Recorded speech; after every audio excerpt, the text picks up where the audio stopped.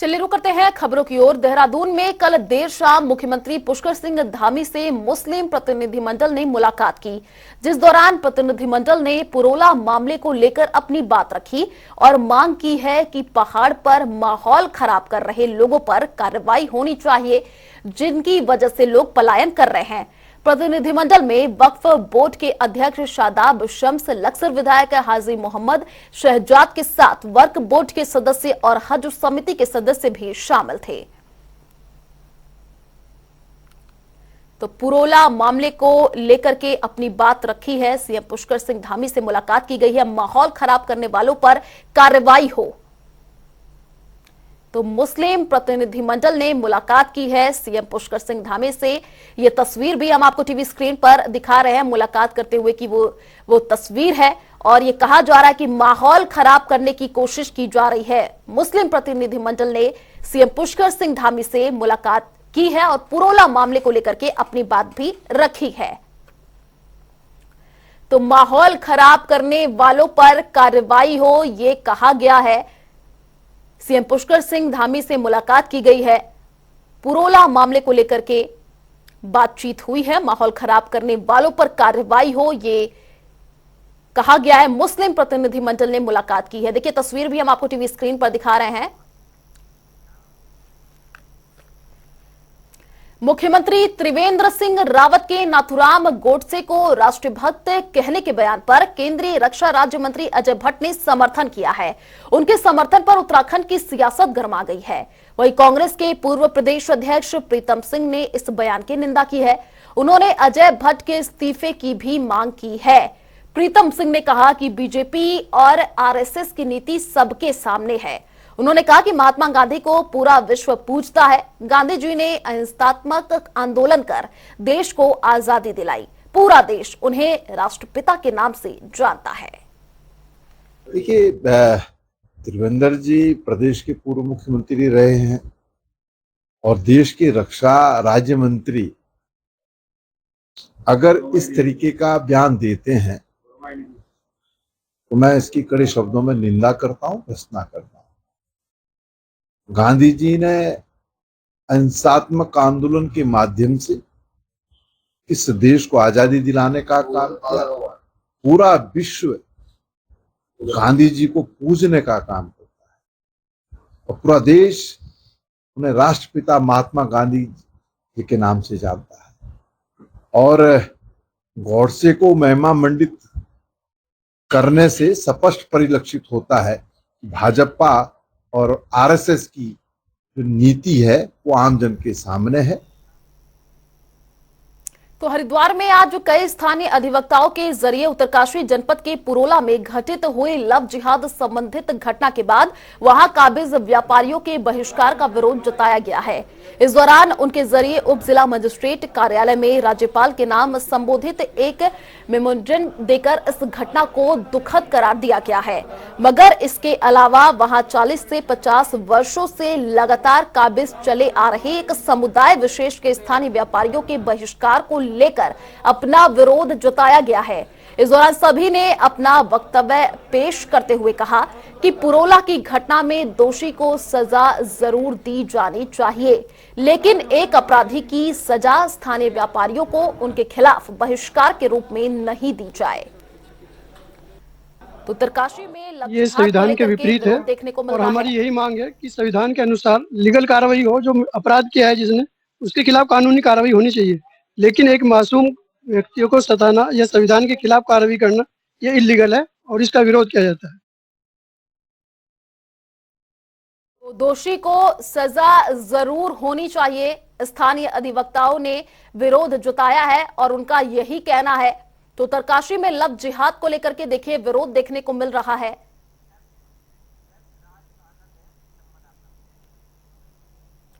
ज्यादा जानकारी के लिए संवाददाता यशराज आनंद हमारे साथ फोन लाइन पर जुड़ चुके हैं। यशराज, देखिए उत्तरकाशी में अब लव जिहाद को लेकर के विरोध देखने को मिल रहा है और दोषी को सजा जरूर होनी चाहिए, ये कहना है। क्या जानकारी अभी इस पूरे मामले को लेकर?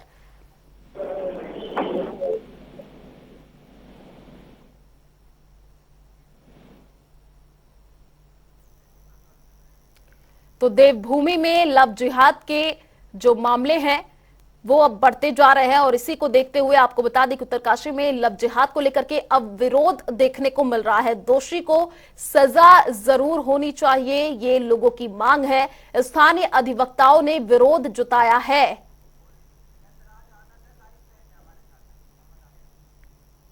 ज्यादा जानकारी के लिए संवाददाता यशराज आनंद हमारे साथ लाइव जुड़ चुके हैं। यशराज, देखिए लव जिहाद का जो मामला है अब उत्तरकाशी में बढ़ता हुआ नजर आ रहा है, इसको लेकर के अब विरोध भी किया जा रहा है। क्या जानकारी अब इस पूरे मामले को लेकर? जी बिल्कुल, मैं बताना चाह रहा हूँ कि सबसे पहले लव जिहाद का यह मामला पुरोला में उत्तराखंड में सामने आया, क्योंकि वहां पर पुरोला में क्या हुआ था कुछ दिन पहले, महज कुछ 15-20 दिन पहले की यह बात है कि वहां पर एक विशेष समुदाय के लोग के द्वारा करीब 2 लड़कों के द्वारा एक नाबालिग युवती को पहला फुसला करके ले जाया जा रहा था। कहा तो यह गया कि वह जो ले जाया जा रहा था वो उसे धर्मांतरण के लिए ले जाया जा रहा था और पहला फुसला कर दूसरी जगह ले जाकर के उसका धर्मांतरण करा दिया जाता। तो उत्तराखंड में यह मुद्दा गरमाया गया। करीब 1 सप्ताह के भीतर फिर से एक नाबालिग बच्ची को ही फिर से इसी तरीके से पहला फुसला करके ले जाने का आरोप विशेष समुदाय के लोगों के ऊपर आया। तो अब बात यह लगातार उसमें लगी कि आखिर विशेष समुदाय के लोग हिंदू नाबालिग लड़कियों को उठाकर ले जाते हैं, उसके साथ दुर्व्यवहार करते हैं और पूरे देश में भी यह घटना देखने को मिल रही है। ढंग से चाहे दिल्ली की बात की जाए, चाहे उत्तर प्रदेश की बात की जाए, जहाँ पर अक्सर यह घटना देखने को मिल रही है। तो इसी के विरोध में पुरोला में, यानी कि उत्तरकाशी के पुरोला में सभी हिंदू संगठन एक हो गए, व्यापारी वर्ग एक हो गए। उन्होंने स्पष्ट रूप से कहा कि यहाँ पर जितने भी लोग मुस्लिम विशेष समुदाय के लोग हैं, मुस्लिम लोग हैं, वो सबसे पहले तो इस घर को यहाँ पर रेंट से जो रह रहे वो खाली कर दें और यदि वो संभव तो यहाँ से फिर धीरे धीरे उन्होंने कहा कि यहाँ से बिजनेस भी वहाँ जो कर रहे हैं उनको यहाँ से हटाना पड़ेगा। इसी को देखते हुए लगातार कई वहाँ से विशेष समुदाय के लोग, कई मुस्लिम परिवार वहाँ से पहाड़ से अपना रुख मैदानी क्षेत्र की ओर कर लिया और वहाँ से हट गए। लेकिन यह आक्रोश लगातार बढ़ते जा रहा है। इसी को देखते हुए 15 तारीख को महापंचायत भी की जानी है। महापंचायत में यह निर्णय किया जाएगा कि किस प्रकार से विधि व्यवस्था को बनाया जाए। क्यों हम बार बार हिंदू महिलाओं, हिंदू बच्चियों के साथ इस तरीके से घृणास्पद काम किया जा रहा है, इस तरीके का काम किया जा रहा है। इसी को देखते हुए एक महापंचायत बुलाई गई है। इसके बाद ये दूसरी बात की, इस महापंचायत को देखते हुए देहरादून के पलटनबाजी के मस्जिद में मुस्लिम संगठन के द्वारा महापंचायत बुलाई गई। उस महापंचायत में भी उन्होंने स्पष्ट रूप से कहा कि उनकी यह मांगे हैं कि आखिर यह विद्रोह की भावना क्यों हिंदुओं में भर दी गई है, पॉलिटिकल विद्रोह की भावना भर दी गई है। क्या उनका मानना है कि लगातार यह विद्रोह क्यों हो रहा है। वहीं मुख्यमंत्री पुष्कर सिंह धामी का भी बयान, स्पष्ट रूप से एक बयान सामने आया था जिसमें उन्होंने कहा था कि उत्तरकाशी या उत्तराखंड में जितने भी लोग बाहर से आए हुए हैं और यहाँ पर आकर के माइग्रेट होकर यहाँ पर रह रहे हैं, उनका पहले वेरिफिकेशन करवाया जाए। तो इस बात को लेकर के उनका विरोध इस पर भी जायज है कि वेरिफिकेशन यहाँ पर जबकि जायज मांग है, लेकिन उनका विरोध यहाँ पर भी चल रहा है। तो यही अब एक मुद्दे, अब लगातार यह विरोध की ध्वनि यह हो रही है कि महापंचायत हिंदू संगठन कर रहे हैं, तो इसके एवज में मुस्लिम संगठनों के द्वारा भी महापंचायत किया जा रहा है। तो वही हिंदू संगठनों का यह मांग है कि इस तरीके की बार बार जो घटनाएं हो रही है, यह घटना नहीं होनी चाहिए, यह घटना गलत है। जी बिल्कुल यशवास, देखिए देश के अलग अलग राज्यों में लगातार जो मामले सामने आ रहे हैं उसमें ये देखा जा रहा है कि लव जिहाद के मामले लगातार बढ़ते हुए जा रहे हैं। अभी उत्तरकाशी में किस हिसाब से प्रशासन कार्रवाई करेगी, इसको लेकर के क्या जानकारी? जी बिल्कुल, मैं बताना चाह रहा हूँ कि उत्तरकाशी में पुलिस सतर्क है। वहाँ पर प्रशासन को भी यह आदेश दे दिया गया है कि किसी प्रकार की कोई भी घटना नहीं घटित होनी चाहिए, ना तो दंगा, ना तो किसी में कुछ बातें वैसी होनी चाहिए। वहाँ पर प्रशासन अभी पूरे सभी लोगों को एकजुट रहने की बात कर रही है या बार बार अपनी प्रशासन के द्वारा किया जा रहा है कि अपने हाथ में कानून को नहीं लिया जाए, क्योंकि कानून यदि अपने हाथ में लेंगे, पब्लिक लेंगे तो उनके साथ ही आपराधिक तरीके से कार्यवाही की जाएगी। इसी को देखते हुए यह बार बार पुलिस के द्वारा और वहाँ पर एडीजे लॉ एंड ऑर्डर के द्वारा यह बार बार आदेश दिया जा रहा है और पूरी तरीके से वहाँ पर अभी की वर्तमान स्थिति की बात की जाए तो वर्तमान स्थिति वहाँ की सुधरी हुई है। बिल्कुल यशवास, देखिए लव जिहाद के मामले बढ़ रहे हैं, इसको लेकर के अब उत्तरकाशी की अगर बात कर ले तो सीएम पुष्कर सिंह धामी भी पूरे एक्शन मूड में नजर आ रहे हैं। चलिए शुक्रिया तमाम जानकारी साझा करने के लिए। वहीं पुरोला में 15 जून को होने वाली महापंचायत को लेकर एक सर्वदलीय मीटिंग जिलाधिकारी और पुलिस अधिकारियों ने की है। साथ ही पुलिस सोशल मीडिया में चल रहे हंगामा और तोड़फोड़ के वीडियो की भी जांच करा रही है। वही खबर यह भी है कि वहां से विशेष समुदाय के लोग पलायन कर रहे हैं और काफी परेशान हैं। आपको बता दें कि सोशल मीडिया में कई ऐसे वीडियो वायरल हो रहे हैं जो पुरोला से संबंधित बताए जा रहे हैं। पुष्टि इस बात की हो रही है कि वायरल वीडियो पुरोला से संबंधित हाल ही के मामले से जुड़े हैं या फिर पुराने कुछ वीडियो को भी एडिट करके वायरल किया जा रहा है। पुलिस ने साफ कहा है कि जो लोग बनाना चाहते हैं वो रहें, उनको हम सुरक्षा देंगे। आपको बता दें कि आईजी गढ़वाल करण सिंह नगनियाल ने बताया कि वीडियो की जांच के लिए एफएसएल भेजी जा रही है। साथ ही आईजी गढ़वाल ने जनता से शांति और सौहार्द बनाए रखने की अपील की है। सबसे पहले तो हमारे स्तर से यहाँ मुख्यालय में डीजी साहब की ओर से एक गोष्ठी आयोजित की गई है, जिसमें आज जो हमारे सबसे मेन सुरक्षा के कंपोनेंट है पैरामिलिट्री 10 कंपनियां की मांग की गई है, जिसमें हमारी पूरी टीम के द्वारा जो टीम बनी है सुरक्षा समिति एडीजी एलओ की अध्यक्षता में मांग भेज दी गई है एमएचए को और बहुत जल्दी हमें आवंटित हो जाएगी। रुड़की के बेड़ला गांव में युवक की मौत को लेकर जमकर बवाल हुआ। आपको बता दें, एक तरफ जहां पुलिस युवक की मौत की वजह हादसा बता रही है, तो वहीं परिजनों का कहना है कि उनके बेटे की हत्या की गई है। इसी को लेकर पुलिस परिजनों और ग्रामीणों के बीच जमकर हंगामा हुआ। ग्रामीणों ने पुलिस पर लाठीचार्ज भी किया, वहीं ग्रामीणों ने भी पुलिस पर पथराव किया। मौके पर डीएम और एसएसपी हरिद्वार के जरिए अन्य आला अधिकारियों के साथ मोर्चा संभालते हुए रोड पक्ष को शांत कराया गया। साथ ही मृतक के अंतिम संस्कार के लिए व्यवस्था की जा रही है। कल रात्रि एक एक्सीडेंट हुआ था और बेड़ला गांव का युवक है जिसका एक्सीडेंट में मृत्यु हुई थी, क्योंकि उसको पुलिस अटेंड किया था और इसका सुबह प्रातः तहरीर लेकर आए थे, जिसमें तहरीर में उनके द्वारा बताया गया था, कुछ अन्य घटनाक्रम बताया गया था। इस पर जो है जो प्रभारी एसएचओ है वहाँ पर उनके द्वारा उनको आश्वासन दिया गया कि जो भी नियमानुसार आप तहरीर लाएंगे उस पर कार्रवाई की जाएगी। प्रथम दृष्टया उसमें जो हमारी कानूनी कार्रवाई बनती है पंचायतनामा और पोस्टमार्टम की, उसके लिए तत्काल कराने के लिए बताया गया था। पोस्टमार्टम होने के बाद कुछ शरारती लोगों ने उस डेड बॉडी को जो है थाने की तरफ रखने के लिए या हाईवे जाम करने के लिए प्रयास किया, जिसको हमारे पुलिस बल में जो इंस्पेक्टर लगाए गए थे ड्यूटी में, उन्होंने उनको समझाकर गांव की तरफ भेजा कि आप पहले परमिशन कर लें और इसके बाद जो भी आपको तहरीर और कार्रवाई करानी है वो थाने पर आके कर सकते हैं। देवभूमि उत्तराखंड में इन दिनों चारधाम यात्रा जोरों पर है। लाखों की संख्या में श्रद्धालु अपने आराध्य देवों के दर्शन को पहुंच रहे हैं। आपको बता दें कि अभी तक चारधाम यात्रा कई रिकॉर्ड तोड़ चुकी है।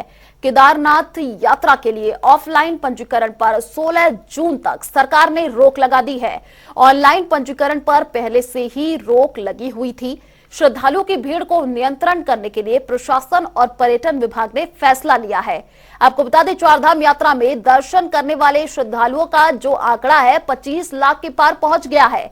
चारधाम यात्रा में केदारनाथ, बद्रीनाथ, गंगोत्री और यमुनोत्री के लिए अब तक 43 लाख से अधिक तीर्थयात्री पंजीकरण करा चुके हैं।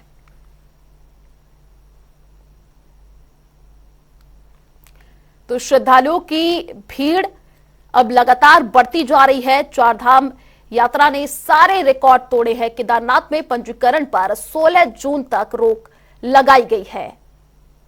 तो देखिए, ऑनलाइन पंजीकरण पर पहले ही रोक लगा दी गई थी, अब ऑफलाइन पंजीकरण पर भी रोक लगा दी गई है। उत्तराखंड में अब जो चारधाम यात्रा है जोरों शोरों पर देखने को मिल रही है। दूर दराज से श्रद्धालु पहुंच रहे हैं।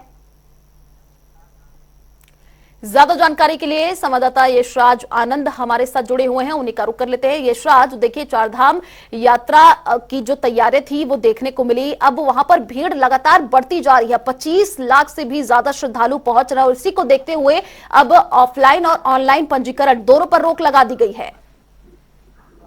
जी बिल्कुल, मैं बताना चाह रहा हूँ कि चारधाम यात्रा जब से शुरू हुई तब से श्रद्धालुओं की काफी भीड़ यहाँ जमा हो गई थी, क्योंकि यह जताया जा रहा था कि मौसम खराब होने के कारण ये लोग समझ पा रहे थे या प्रशासन भी यह समझ पा रही थी कि इस बार की चारधाम यात्रा में श्रद्धालुओं की इतनी भीड़ नहीं आएगी, क्योंकि इससे पहले की एक आपदा भी आई थी, जैसे जोशीमठ की आपदा, जिसको लेकर लोगों को लगा था कि श्रद्धालु इस बार काफी कम संख्या में चारधाम यात्रा को आएंगे।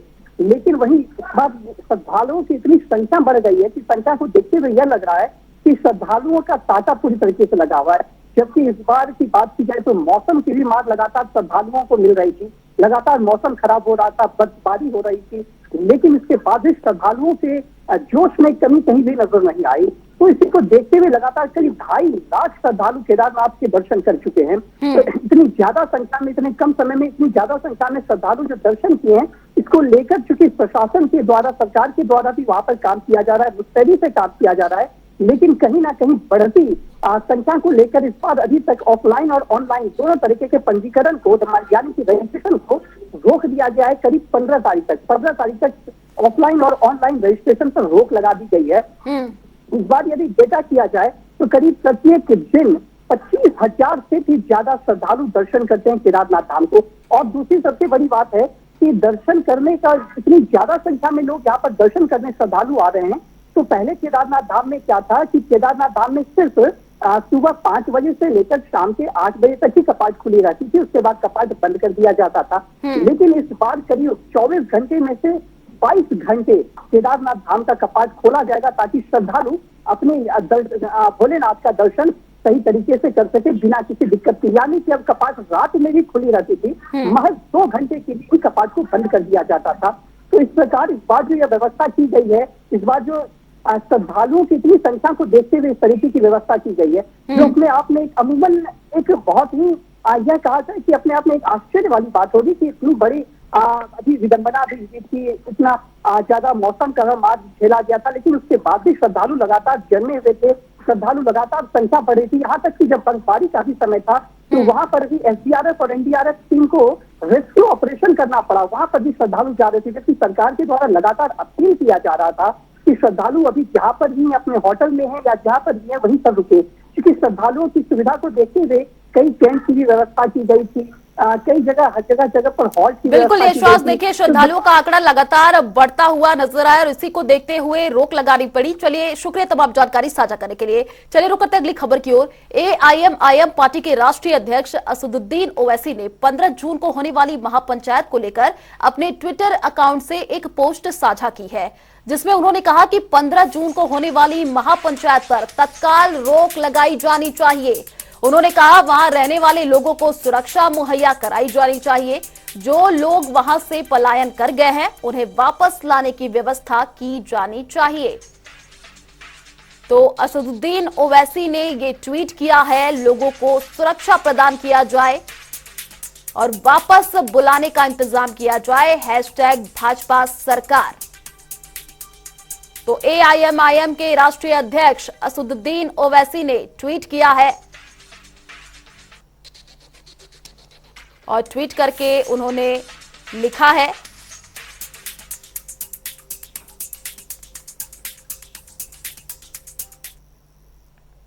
उत्तराखंड में लोक सेवा आयोग के अध्यक्ष पद से डॉक्टर राकेश कुमार के इस्तीफे दे दिए हैं, जिसके बाद जब एक नए अध्यक्ष की नियुक्ति नहीं हो जाती तब तक आयोग के सदस्य डॉक्टर JMS राणा अध्यक्ष की जिम्मेदारी निभाएंगे। आपको बता दें, सचिव शैलेश बगौली ने ये आदेश जारी किए हैं।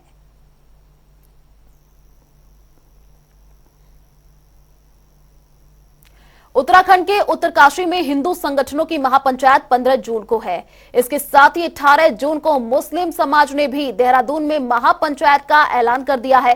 देहरादून के पलटन बाजार स्थित जामा मस्जिद में शहर काजी मौलाना मोहम्मद अहमद कासमी की अध्यक्षता में एक बैठक हुई। बैठक में यह कहा गया कि मुस्लिम पलायन और उत्पीड़न के खिलाफ महापंचायत बुलाई गई है। वहीं बढ़ते लव जिहाद के मुद्दे को गंभीरता से लेते हुए मुख्यमंत्री पुष्कर सिंह धामी ने कहा कि उत्तराखंड में बाहर से आने वाले हर व्यक्ति का पहले सत्यापन होगा। आपको बता दें कि उत्तरकाशी की यमुना घाटी में लव जिहाद को लेकर माहौल लगातार बिगड़ता जा रहा है। उत्तरकाशी के कई शहरों तक समुदाय विशेष के खिलाफ धरना प्रदर्शन बढ़ता ही जा रहा है। हिंदू मकान मालिकों ने अपने घर और दुकानें मुस्लिम समाज के लोगों से खाली कराना शुरू कर दिए हैं। हमने सभी से कहा है कि कानून व्यवस्था को कोई भी अपने हाथ में न ले, और अलबत्ता ये जरूर है कि उत्तराखंड के अंदर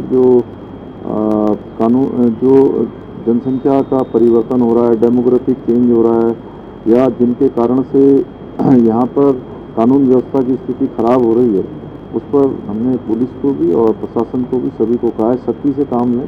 लेकिन मैं सभी से अपील भी करना चाहता हूँ कि सभी लोग उत्तराखंड के अंदर हम लोग सब लोग एक दूसरे के साथ भाईचारे के साथ रहते हैं, मिलजुल कर रहते हैं, कोई भी जो है कानून व्यवस्था की स्थिति को खराब न करे। कानून अगर कोई दोषी है तो कानून अपना काम करेगा और कोई भी दोषी होगा तो उसके खिलाफ कड़ी कार्रवाई होगी, निष्पक्ष कार्रवाई होगी।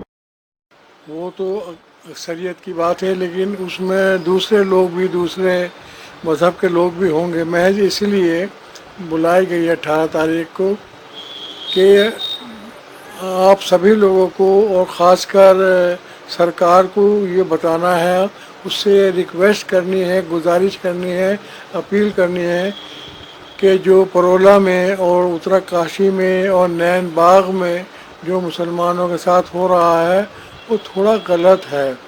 क्योंकि जिस आदमी ने कसूर किया है, जिस आदमी ने कोई कानून के ख़िलाफ़ कोई बात की है तो उसको सज़ा मिलनी चाहिए। हरिद्वार में भारतीय किसान यूनियन अम्बावता का 3 दिवसीय राष्ट्रीय अधिवेशन व चिंतन शिविर समापन हुआ। इस शिविर में देश के कई हिस्सों से आए किसानों ने भाग लिया। इसके साथ ही किसानों ने अपनी 6 सूत्रीय मांगों को लेकर प्रशासन को मुख्यमंत्री के नाम ज्ञापन भी सौंपा। वहीं भारतीय किसान यूनियन अम्बावता के राष्ट्रीय अध्यक्ष चौधरी ऋषिपाल अम्बावता ने बताया कि 3 दिवसीय राष्ट्रीय अधिवेशन में कई प्रस्ताव पास किए गए। इसके साथ ही उन्होंने सरकार पर वार भी किया। उन्होंने कहा कि 2024 के चुनावों में सत्ता परिवर्तन होकर रहेगा। तो किसान का उत्पीड़न का है, कर्जे माफी का है, एमएसपी का है और गन्ने का रेट का है, गन्ने का जो शुगर मिलों पे बकाया है उसका है, और हरिद्वार में जो खनन का है ये माफिया खुले घूम रहे हैं। यहाँ आस्था से हम लोग आते हैं हरिद्वार में, सारा देश के लोग, ये सबसे पवित्र, इस देश में सबसे पवित्र स्थान है। चलिए फिलहाल इस बुलेटिन में इतना ही। देश और दुनिया की तमाम बड़ी खबरों के लिए आप देखते रहिए जनता टीवी। नमस्कार।